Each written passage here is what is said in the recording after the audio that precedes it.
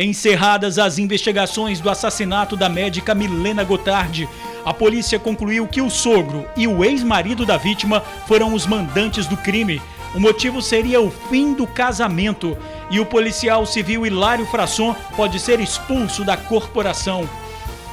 Polícia pede prisão de motorista e do dono do caminhão que causou a tragédia na BR-101. Eles foram indiciados por homicídio doloso. 11 pessoas morreram na batida. Vendedor é preso acusado de violentar um enteado de 5 anos. A criança reproduzia na escola o que sofria em casa. Policial civil reage a assalto e é baleado em ônibus do Transcol, na Serra.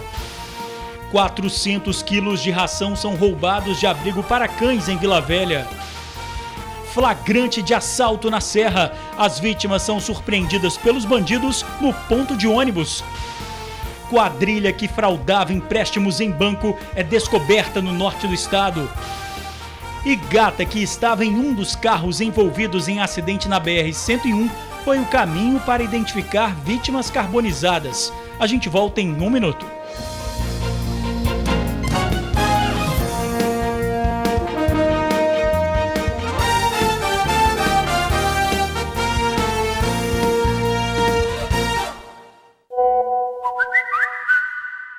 Olá, boa noite. As investigações do assassinato da médica Milena Gotardi foram encerradas.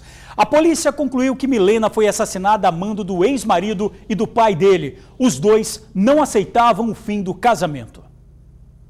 O inquérito tem 2.194 páginas, 9 laudos periciais e 43 depoimentos. As investigações da Polícia Civil concluíram que o ex-marido da médica, Hilário Frasson, e o pai dele, Esperidião Frasson, foram os mandantes do crime. A médica Milena Gotardi morreu após ter sido baleada na cabeça no dia 14 de setembro, quando saía do Hospital das Clínicas em Vitória. Imagens divulgadas pela polícia mostram a movimentação no hospital horas antes da médica ser assassinada. Por volta de 5h35 da tarde, chega o executor do crime. Ele está pilotando a segunda moto que entra no estacionamento. Este é Jonatas Alves, que receberia uma quantia de R$2.000 para matar a vítima.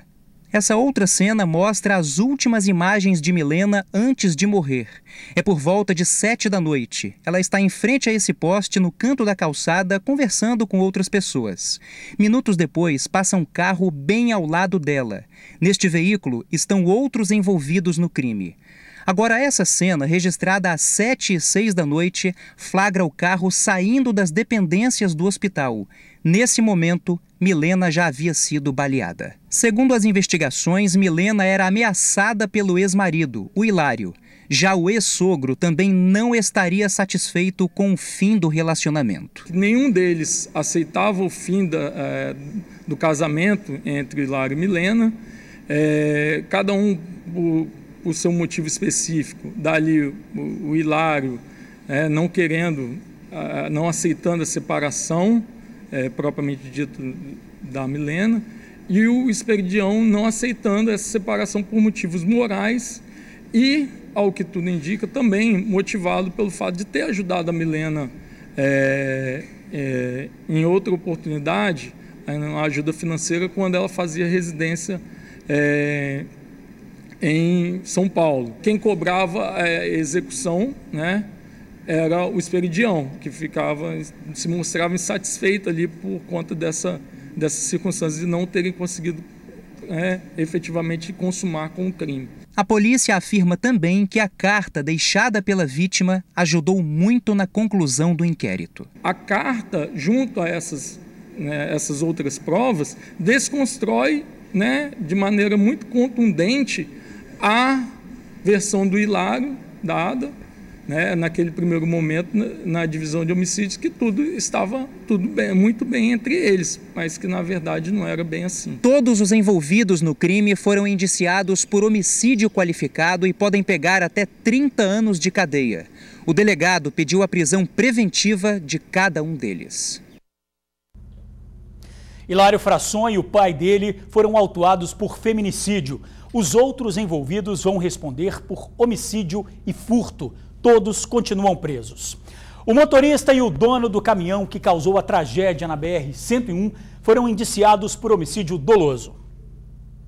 A Polícia Civil concluiu que o motorista e o proprietário do caminhão foram os responsáveis pelo acidente que deixou 11 pessoas mortas na BR-101, na altura do município de Mimoso do Sul, no sul do Espírito Santo, em setembro passado. Nós concluímos que o causador do acidente foi o condutor do caminhão carregado de granito e que agiu como partícipe o proprietário desse caminhão, que deixou de observar algumas condições para o transporte dessa carga. O caminhão carregava chapas de granito que se desprenderam do veículo e acertaram o micro-ônibus em que estava o grupo de dança de Domingos Martins, que voltava de uma apresentação. O condutor não tinha autorização para transportar aquele tipo de carga e as condições do caminhão eram irregulares. O excesso de velocidade desenvolvido pelo caminhão, uma manobra proibida na pista de rolamento, que era uma passagem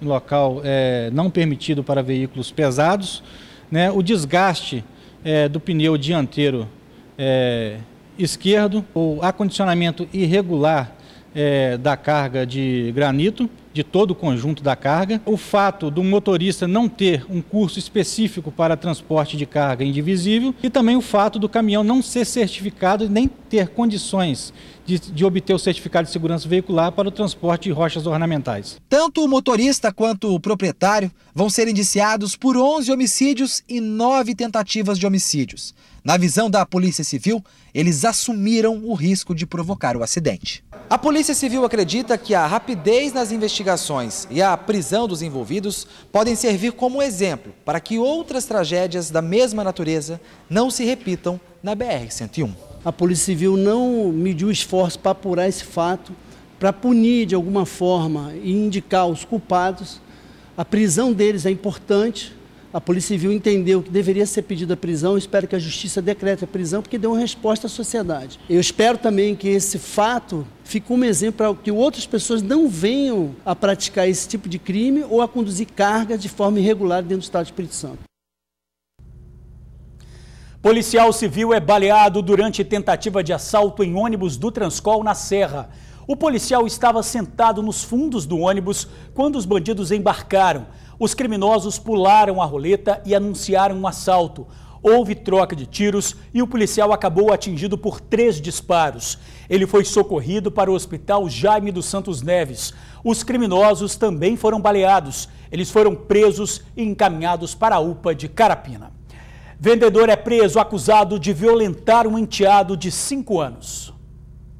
O suspeito de 36 anos vendia amendoim nas ruas de Jardim da Penha e Jardim Camburi, em Vitória. As investigações apontam que ele abusava do enteado de apenas 5 anos quando a mãe do menino saía para trabalhar. A mãe dessa criança trabalhava em regime de escala de 12 por 36 horas. Durante esse período, então, ele costumava abusar da criança, às vezes durante a parte da tarde ou durante a parte da noite, no momento em que a mãe não se encontrava no interior da residência. A polícia tomou conhecimento do caso no final de julho. Quem fez a denúncia foi a direção da escola onde o garotinho estuda. Durante uma aula de artes, o professor estranhou o comportamento do aluno, que reproduziu na frente dos coleguinhas da classe toda exatamente o que o padrasto fazia com ele dentro de casa. Como ele já estava acostumado a essa série de abusos que o padrasto vinha fazendo, ele acabou por reproduzir, por fazer um movimento igual de cunho sexual o padrasto fazia durante uma aula na escola.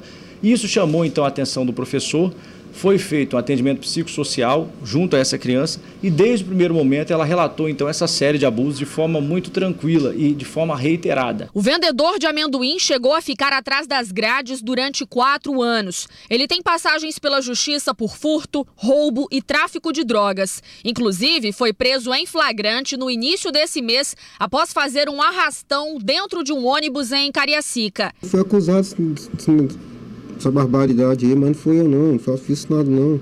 Ao todo, o vendedor ambulante é pai de 8 filhos. Um deles é um bebezinho de apenas 6 meses, fruto da relação com a mãe do menino que foi abusado. Não há relatos até então de que ele tenha violentado sexualmente outras crianças. Obviamente que a obrigação inicial é dos pais de observar, mas nesse caso, felizmente, como a mãe era omissa, o professor observou, estava bastante atento e orientou e, sobretudo, acolheu essa vítima, possibilitando com que ela narrasse os fatos, sentisse segurança e, sobretudo, possibilitando até gerar uma prova apta à condenação do acusado. Políticos e funcionários de bancos são presos em operação do Ministério Público no norte do estado. A operação aconteceu em Boa Esperança e Aracruz. O objetivo é apurar crimes de lavagem de dinheiro e estelionato praticados por uma quadrilha que fraudava empréstimos com o Banco do Brasil. Entre os suspeitos está uma funcionária do banco, um vereador e um ex-candidato a prefeito. Os nomes dos detidos não foram divulgados. Criminosos invadem abrigo para cães em Vila Velha. Eles roubaram 400 quilos de ração. Toda a ração doada aos cerca de 170 cães do abrigo foi levada durante a noite. Essa funcionária foi quem descobriu o furto na hora de alimentar os bichos. O almoxarifado estava todo revirado. A primeira coisa que eu faço é pegar a ração e colocar para os animais que estão soltos. E na hora que eu entrei no banheiro, que é onde a gente armazena a ração, eu notei porque a falta foi enorme.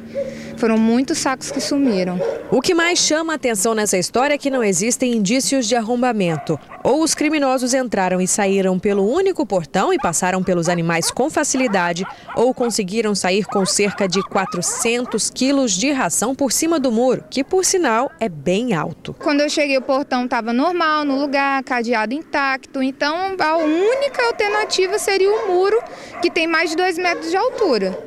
E aí, passar 400 quilos por cima de um muro é meio estranho. Essa já é a terceira ação criminosa contra o abrigo em menos de um mês. Em 3 semanas, começaram a ser lançadas pedras contra o telhado e contra os cães. Alguns deles ficaram até machucados. Em seguida, o portão do abrigo foi derrubado. Cerca de 20 cães fugiram. E depois, eles também conseguiram fazer um buraco em um dos muros com uma marreta. O abrigo fica em Barra Mares, Vila Velha, há 5 anos e tem poucos vizinhos. Desde então, nunca receberam reclamações ou registro de denúncia no CCZ. A gente fica inseguro, com medo, revoltados, tristes, porque são poucas as pessoas que fazem esse tipo de trabalho, é difícil, é árduo, e aí vem pessoas que querem acabar com esse trabalho, e aí é difícil, é complicado continuar. Durante a noite, os cães ficam sozinhos, é quando os crimes acontecem. Para piorar, a iluminação pública da rua, que já é deserta, não funciona. Um prato cheio para os bandidos. Já vieram várias coisas à cabeça, assim, até mesmo de desistir do projeto, porque é um dinheiro muito grande investido, gasto com eles, que parece que está incomodando alguém e conseguir terreno grande, refazer tudo isso que a gente já fez aqui de novo, é um gasto muito grande, desgastante e muito triste. A Polícia Militar diz que faz o patrulhamento no bairro. Gata que estava em um dos carros envolvidos em acidente na BR-101 foi o caminho para ajudar a identificar os corpos de 2 vítimas. Ela foi rebatizada de Fênix, pássaro da mitologia grega que renascia das cinzas. Foi quase isso que aconteceu com essa gata. Ela sofreu queimaduras em todo o corpo, mas sobreviveu ao acidente na BR-101 em Viana. Agora recebe os cuidados da Noelle. Fênix foi o nome que a Noelle deu. Na verdade, a gatinha se chama Sophie. Ela descobriu isso e muito mais sobre a história da gata após receber um telefonema. A ligação foi da proprietária de um sítio em Domingos Martins, região serrana do estado. Era lá que a Sophie e os donos iam passar o feriado prolongado, mas um acidente interrompeu os planos da família. Câmeras de videomonitoramento registraram o flagrante no dia 11 desse mês. 4 pessoas morreram, 3 delas carbonizadas. Por isso, só um exame de DNA vai comprovar se Luiz Marcelo Lisboa e Maria da Penha Ferman estão entre as vítimas. tudo indica que sim. Essa história foi descoberta a partir da Mirella, que entrou em contato com a gente pelo telefone na segunda-feira à noite. E aí foi um processo de busca mesmo, antes de serem divulgados os nomes oficiais. A Mirella, que foi a pessoa que alugou a chácara para o Luiz Marcelo passar o final de semana com a família, entrou em contato. E aí a gente juntando as informações, associando a rede social, que é o Facebook, a gente foi linkando o perfil e juntando todas as coisas, chamou ela pelo nome e assim, a gente descobriu com o coração que o nome dela era Sophie, depois veio a confirmação de que realmente era, mas quem deu essa resposta pra gente foi ela. Mas antes de ir para a casa da Noelle, a gata já tinha sido acolhida pela dona Lucinda, moradora da região onde o acidente aconteceu. A idosa ofereceu carinho e muito amor. Nós mostramos a história aqui no TN. Isso chamou a atenção dos protetores de animais. Eles ofereceram ajuda e foram resgatar a gata, que precisava de um tratamento adequado. A gente quer agradecer de forma geral, porque eu sei que o ato da senhora ele foi baseado em amor. E se não fosse pela senhora, talvez a Sophie não teria sido acolhida por ninguém e teria morrido ali na estrada ou de alguma outra infecção decorrente do tempo, né? Que ela ficaria longe de uma casa, de um abrigo. Então, assim, dona Lucinda, o nosso muito obrigado por tudo que a senhora fez e não fique triste com as críticas. As críticas são para serem construtivas e a gente aqui está te agradecendo hoje. A Sophie também te agradece por ter acolhido ela e a gente por ter acolhido a nossa princesa. Então a gente está muito grata pela senhora também. Bom gesto, né? E a seguir, flagrante de assalto em ponto de ônibus na Serra. A gente já volta. Mulheres são assaltadas em ponto de ônibus na Serra. Os criminosos chegam de moto e roubam os pertences das vítimas. Um dos bandidos ainda sai caminhando tranquilamente para depois subir na moto e fugir com comparsa. O assalto aconteceu hoje cedo na principal avenida do bairro Parque Residencial Tubarão. Um morador ouviu o barulho e registrou a triste cena. Quem tiver informações que possam ajudar a identificar os criminosos, ligue 181. E a gente fica por aqui. Outras informações agora no SBT Brasil e amanhã no Tribuna Notícias, primeira edição, com Ingrid Schwartz e Torino Marques. Muito obrigado por assistir ao jornal, pela companhia de sempre. Uma boa noite e até amanhã.